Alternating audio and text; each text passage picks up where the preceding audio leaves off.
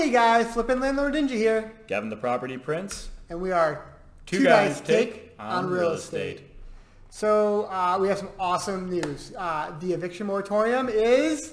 It's finally over. Well, no, not for everybody. Maybe not for you. Yeah. But it is for us. In Massachusetts. But then again, no, it's not. What? What do you mean? This sounds very confusing, doesn't it? And hopefully that's probably why you're tuning in, is to get a little bit of clarification on what the hell is going on there and when can you start getting paid for your freaking work, right? Right. I mean, it's a ridiculous concept to think that we're even discussing this, but if you're you haven't been paying attention, or you're maybe just getting into real estate, what's been going on has been nothing short of criminal. Basically, the state and on a federal level, tenants have been allowed to live in your properties, consume your services, and you have not been allowed to even send a letter stating that they need to pay you to continue staying there. It's ridiculous. Horrible. Crazy. Yeah, who does this? Well, the government. Yeah, the government. Yeah. So each individual state has had different types of moratoriums. We're here in Massachusetts, and we're happy to say that the state government has lifted the moratorium. We can now begin sending nasty grams to our tenants who have been stiffing us on the rent for many, many months. Well, is that exactly true? I mean, I think it seems like there's a little bit more you might want to go into on that. Yeah, well, so in short, it seems like an awesome thing. In practice, they basically created a bureaucracy moratorium where you're not gonna be seeing a judge and getting an eviction scheduled anytime soon, and I mean anytime soon. Didn't they something about them actually taking judges out of retirement? Yeah, I mean there's a trying to figure something out? Yeah, it seems like they're trying to do their best to keep up with what will certainly be a huge surge of people heading to court. Oh, I know, we've got quite a few. We've got a lot of people. I mean, yeah, it's bad. So I can only imagine how many other owners have been out there dealing with non-payment situations that have just been waiting for the moratorium to lift. Yep. And now that it's lifted, yeah, they called back some judges. The big thing is they've changed a lot of the way the courts have operated. What do you mean exactly? Can you go into that a little bit? Well, previously, if you had gotten through the notice period and have them served with a summons, and the court would have a date right on the summons, you would have written in when the court date is going to be. And that's your hearing date. That's when you're going to be there to tell a judge just how much these people suck and that you should be allowed to toss them. Right. In short, it's putting it nicely, right? Now the court will basically be scheduling that, so you don't really know when it's going to be. It could be, it was a few weeks, I think, after you sent them the summons is when your hearing would be taking place. Now, I don't know. I think we have the sense that it's going to be further out. And you can guess why. It's because the courts are backlogged. Well, the courts are backlogged, lawyers are backlogged, everyone's going to be backlogged. Tell me this about is it. a massive surge of demand, so to speak, and just not enough supply. I mean, yeah, think about it like any other type of business. If, whatever it might be, right? A new gaming console is being released, the PlayStation, the new Xbox, all that stuff's coming out. And, you can't really get one even though they became available. So They might be released, but good luck getting one. It's going to be a while. And stores are backed up. They got pre-orders, et cetera. Exactly. Same kind of thing here. Basically, we're in pre-order phase. Yeah. I mean, we've got poor lawyers, and we have an amazing attorney that handles our eviction stuff with us. Kate. Yes, she's the best. She's slammed. She's got tons of people like myself that are sending her, paperwork and trying to get cases done. Right. The court themselves, the actual staffing at the courts, can't handle the demand for this. So what they're actually doing is, again, they're going to be pushing out the hearing dates, but it's not even going to be a hearing now when you go to court that you're going to be having. Yeah. You're kidding, dude. No, I swear to God. So remember before what it would be, right? I'd be getting somebody into court and we'd go there, we'd have the ability to have our case heard. That's what you're going for. Correct, exactly. I love our housing court, which no one ever says, by the way, but I actually love our housing court because they offer the ability for you to work out your case with the tenant instead of going in front of a judge. So you had a crack at it's basically... called mediation, right? Well, they offer mediation. I mean, I like to do it myself and work with the people because I've been doing this for a long time. But they actually have mediators there, and you can sit down with somebody that'll help facilitate a conversation. Awesome, okay. Try to work out an arrangement for everybody to get the tenancy back on track. Yeah, and that's our goal. I mean, that's our goal, certainly. Right. I mean, even if, no matter what the situation is, if it's salvageable, we want to salvage it. It's a good thing as a humanitarian point of view, but it's a business point of view. It makes sense to keep your unit filled. I was going to say, paying, kicking people out, we don't make money. Right. No, we're not in the business, right? We're not. What do I always say? We're not in the business of kicking people out. We're in the business of giving people homes. Yep, exactly. So what they're doing now is instead of scheduling you a mediation date, and they're requiring that you mediate your cases instead. Okay. Which, on the surface, that doesn't sound horrible. No, that's not bad. But, I mean, think about where we're at. We have a lot of people that have been just simply taking advantage. Let's not sugarcoat it. These people have been just cheating the system, us in the system, for as long as they can, using good portion of them, yeah. They're not ethically, they're not really going to be in it to mediate and do the right thing. They're probably cheating for as long as they can get away with it, and then they'll move on. Right, but at least it sounds like we're actually going to be able to get to talk to them. Because I think that was one of the things I've heard from you a lot, is that you can't even get them on the phone. You stop at the house, no one will answer the door. You know they're home. You're knocking like you're the police, and no one's coming to the door. We know you're in there. Absolutely right. Absolutely right. And so to that point, yes, I think we will still make some really, really good progress with this. Yes, absolutely, because that's exactly what we have set up. That's our mentality going into court. Right. A lot of landlords won't. A lot of landlords, I know all sorts of folks, and so many of them are like, no, going to court. I'm kicking these suckers out. They're done. I'm sick of this. I mean, they're done when they have to get in there. They don't ever want to have to take a tenant to court. It's a point of no return for them. So I know you're not a lawyer, but this seems unconstitutional. I don't know. I mean, I'm you're not a lawyer. Taking your right away from actually. Yeah. So here's probably the workaround. Okay, and again, I don't know the legal the legal stuff here, but my thing is they're not denying it. They're just making it hard. They're moving it way out there, making it hard to get through. You got to jump through a lot of hoops. Okay. So in much the same way that a really sketchy tenant attorney would maybe try to make a case that a landlord was doing a constructive eviction by making the tenant really uncomfortable with living in this property that they're not paying for or whatever, and kind of driving them out. Right. We'll talk about construction evictions on another That's video. a great one. I think that's kind of what they're doing here with the court, is they're kind of making it so that there's a lot of hurdles in the way. Okay. So hurdle number one is your hearing date. You're not getting a hearing. You're getting a mediation. Okay. And I think it's something of an opportunity for us, but it's not going to be an opportunity for so many landlords. Instead, what's going to happen is the mediation is not going to be fruitful. It'll fail.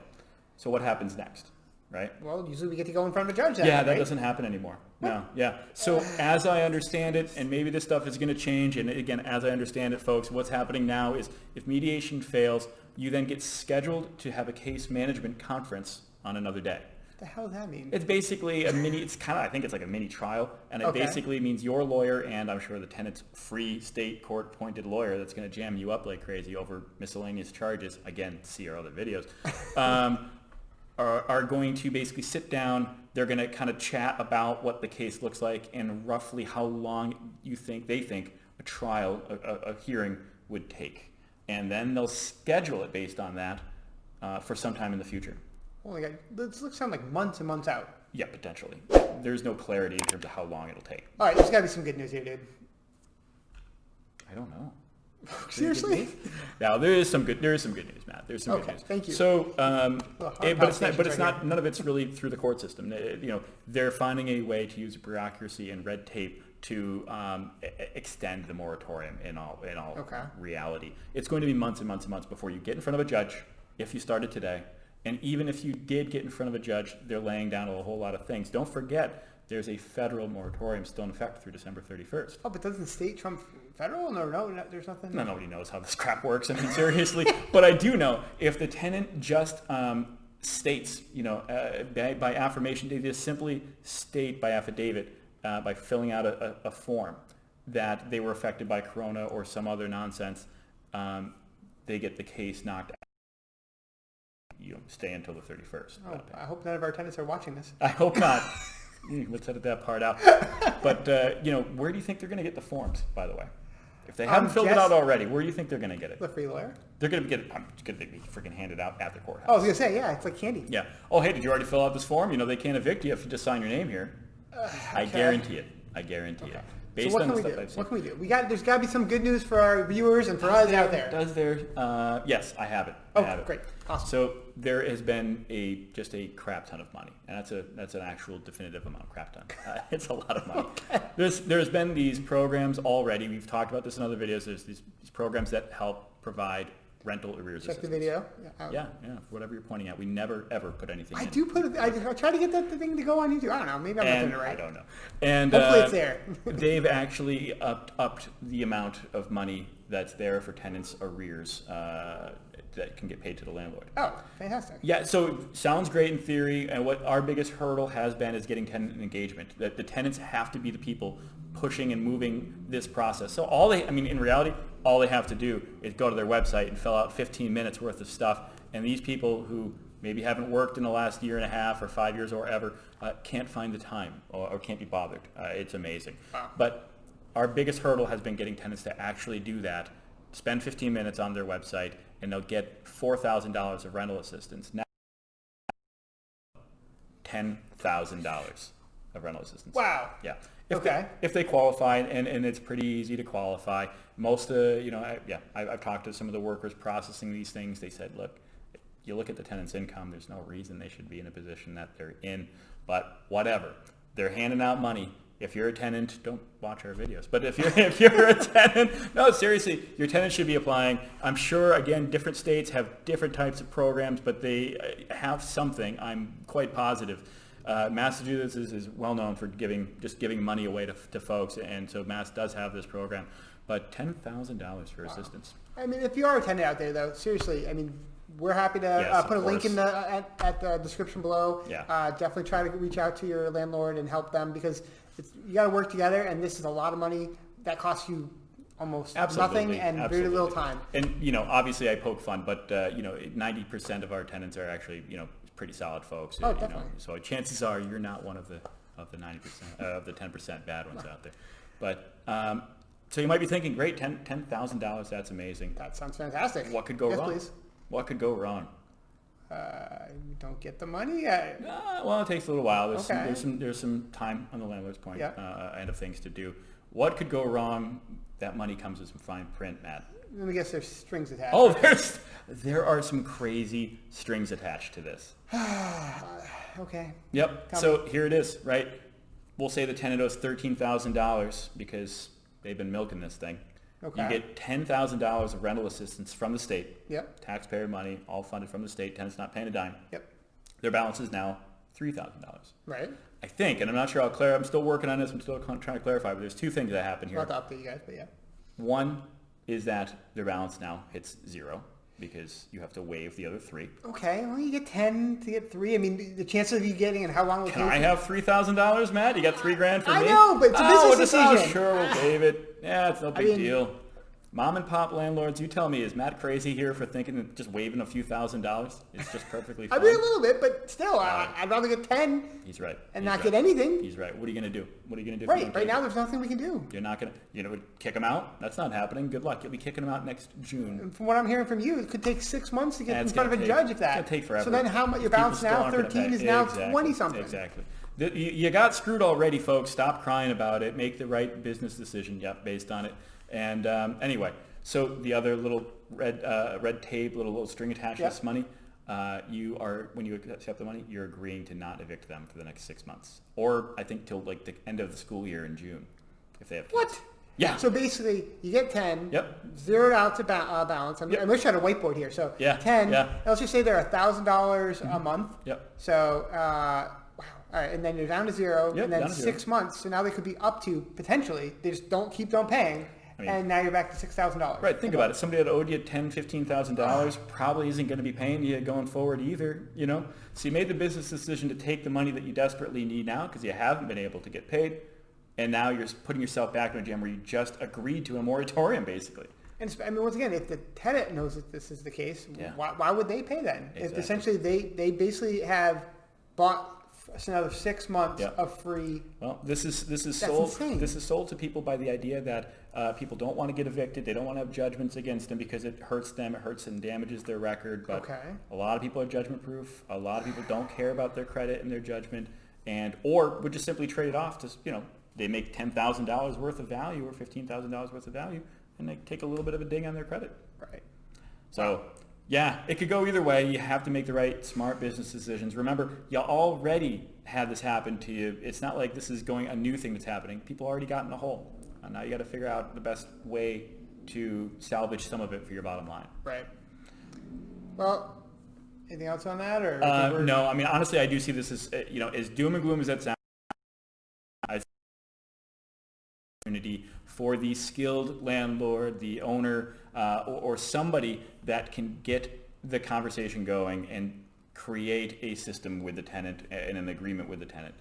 It brings people to the table. I mean, yeah, you actually might even want to, if a small landlord or something, you might want to reach out and actually try to work on maybe the property manager, because you might not have the skills to get this done, especially as this kind of goes out 6 months or whatever it might take. You're feeling desperate, you're feeling screwed over, and you're not going to be able to have a good conversation, a productive conversation that really solves this in your best interest too.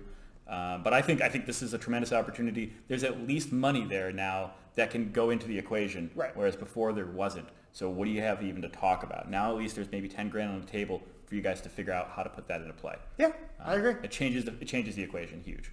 So. Yep. Now you're talking to people, so that's key. Yeah, getting the tenant to open the door, have that conversation with you, having $10,000 in play. All these things are ingredients that can work out a better solution than what you were faced with otherwise. I agree. Awesome. Well, I hope it works out for us, and I hope it works out for everybody out there. I hope this was helpful. Once again, please subscribe. We're really trying to share this with as many people as possible, so the more we can get this out, that would be helpful. And hit that like button. Yeah, get the word out. Share us around, and yeah, definitely. Best of luck. Make the right decision for you and your business. Good luck, guys. Take care.